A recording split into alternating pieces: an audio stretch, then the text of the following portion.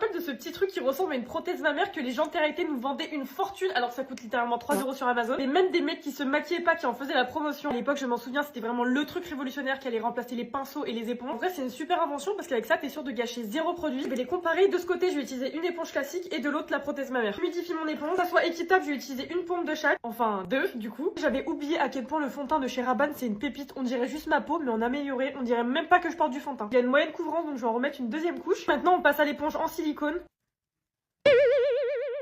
Je sais pas du coup si je dois tapoter ou plutôt étaler la matière. L'application elle est horrible, c'est pas du tout homogène. J'ai l'impression que le fond de teint veut pas se fondre à ma peau et qu'il s'oxyde. Là on voit encore toutes les traces, c'est une catastrophe. Peut-être qu'avec l'ancien ça sera mieux. Je vais utiliser le Tarte qui est déjà très couvrant et j'en ai mis exactement la même quantité.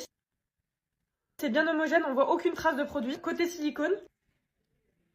Waouh, j'ai mis exactement les mêmes quantités mais on a un résultat complètement différent. Et là pour le coup ça n'a rien à voir avec le résultat du fond de teint, ça s'est super bien estompé tout en regardant la couvrance du produit. Dernier test, le blush, je vais utiliser les nouveaux de chez MAC. Le résultat il est homogène mais tu perds quand même vachement de couvrance. Côté silicone, waouh.